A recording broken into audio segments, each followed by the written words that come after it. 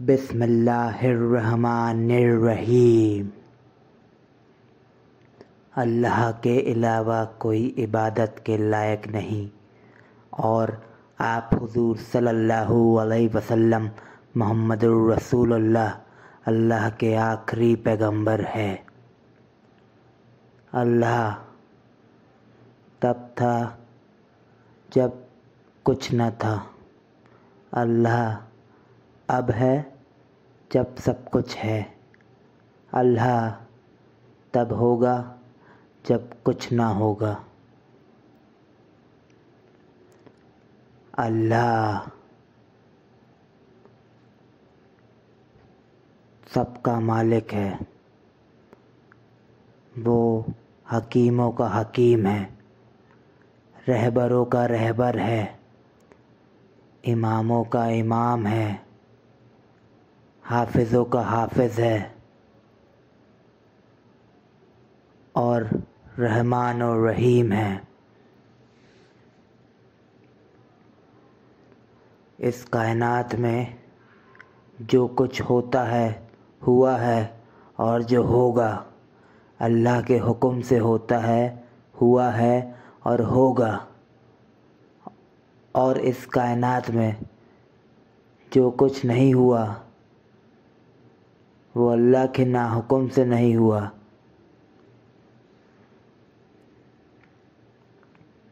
اللہ نے اس دھرتی پر سب سے پہلا انسان بنایا، آدم علیہ السلام، اور انہی کی پسلی سے بنائی پہلی عورت امی حوا۔ اور بے شک قرآن جو ہے اللہ کا کلام ہے، اور جب اس میں کہا گیا ہے کہ انہی سے امت آگے بڑھی تو اس میں کوئی شک کی بات نہیں ہے کہ دھرتی پہ آیا پہلا انسان آدم علیہ السلام، اور پہلی عورت امی حوا رہی۔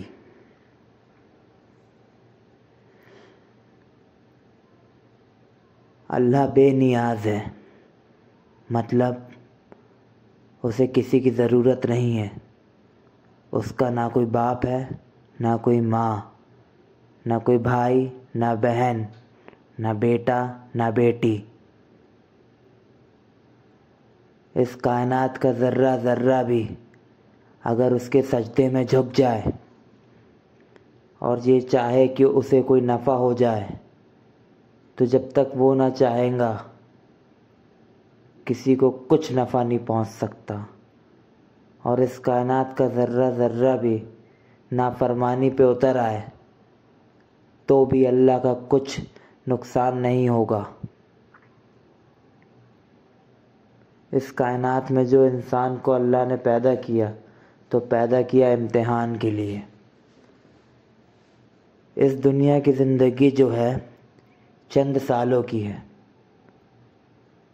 انسان جب آتا ہے تو اسے معلوم نہیں ہوتا ہے کہ وہ پیدا ہونے والا ہے، ویسے ہی اسے یہ بھی نہیں معلوم ہوتا کہ اس کی موت کب آئے گی۔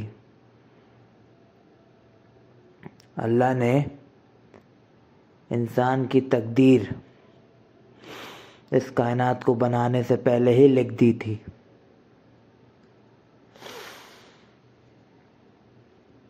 تقدیر کو بدلنے کی طاقت بھی اللہ نے دی، جو کہ ہے دعا۔ دعا مومن کا اسلحہ ہے۔ اللہ ایک ہے، اس کے علاوہ کسی کی کوئی قوت نہیں کہ تمہیں کوئی نفع یا نقصان پہنچا پائے۔ بے شک اس کا کوئی عسق نہیں ہے، اس کا تصور نہیں کیا جا سکتا، پر وہی ہے جو ہر جگہ موجود ہے۔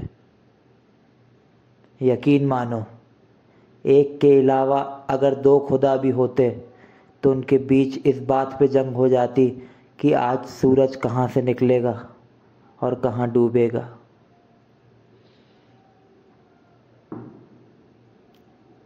اللہ کی ذات کے علاوہ کسی کی عبادت کرنا ہی شرک ہے، اور اللہ کی ذات کے علاوہ کسی سے ڈرنا بھی شرک ہے، اور شرک کفر ہے۔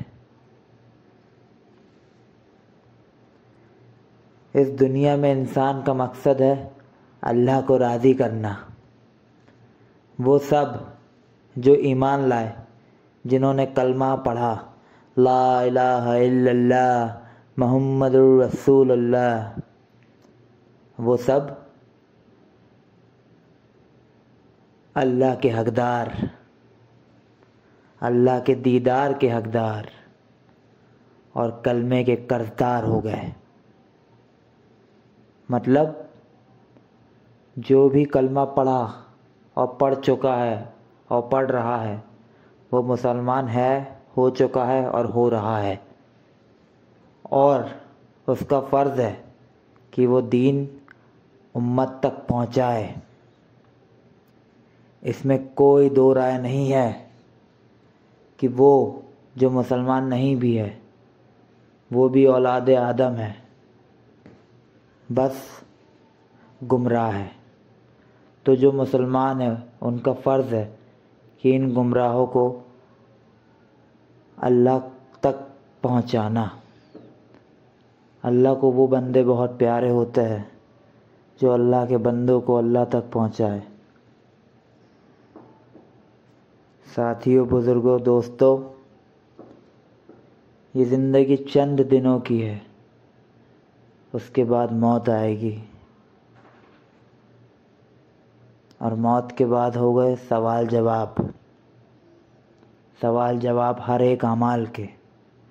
جس کے اعمال نیک ہوں گے اس کو جنت کے کئی درجوں میں سے اس کے اعمال کے مطابق درجہ دے گا اللہ، اور جس کے اعمال نیک نہ ہوں گے اسے دوزخ دینے والا بھی اللہ ہے۔ اس کائنات کی زندگی تو چند دنوں کی ہے، پر آخرت کی زندگی ہمیشہ ہمیشہ کے لیے ہے۔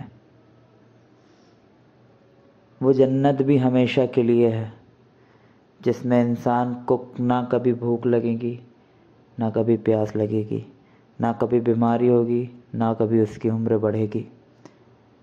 وہ کھائے گا تو صرف اپنے مزے کے لیے۔ اس دنیا سے 10 گنا بہتر دنیا اللہ اس کو دے گا جو اس دنیا سے رائی برابر بھی ایمان کو بچا کر اپنی قبر میں لے کے جائے گا۔ ساتھیوں، بزرگوں، دوستوں،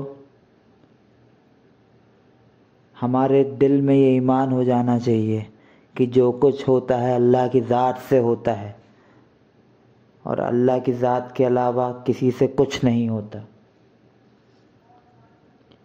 قرآن پاک میں اللہ فرماتا ہے سورہ بقرہ میں کہ وہ جو مشروف ہے اس کی عبادت میں جس کا کوئی عسق نہیں، اور خرچ کرتا ہے اس میں سے جو ہم اسے دیتے ہیں، بے شک یہی وہ لوگ ہیں جن کی زندگیوں میں برکت ہوگی۔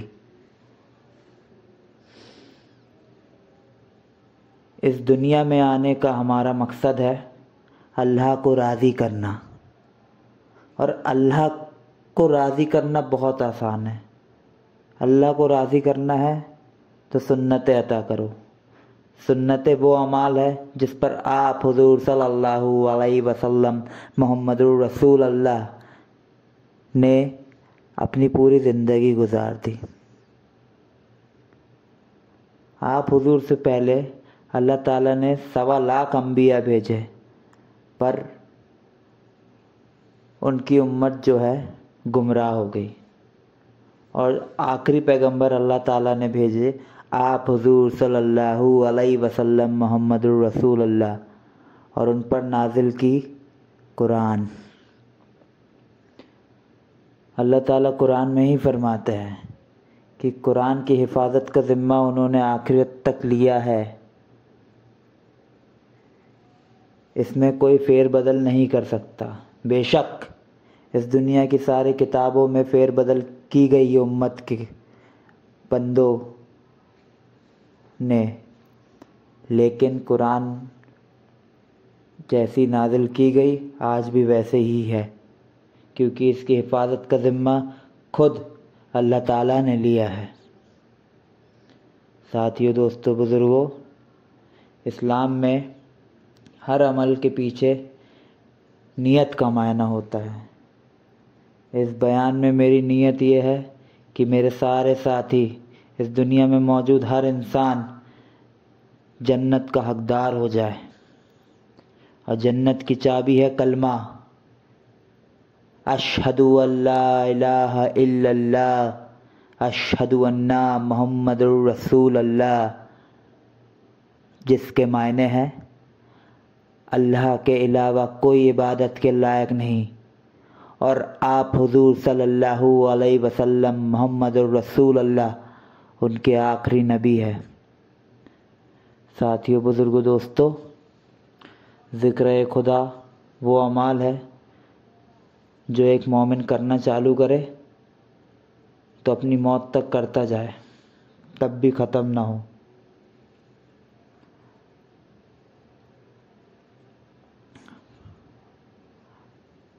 وقت کے تقاضے کو دیکھتے ہوئے میں دعا کرتا ہوں کہ ساری امت ایمان پہ آئے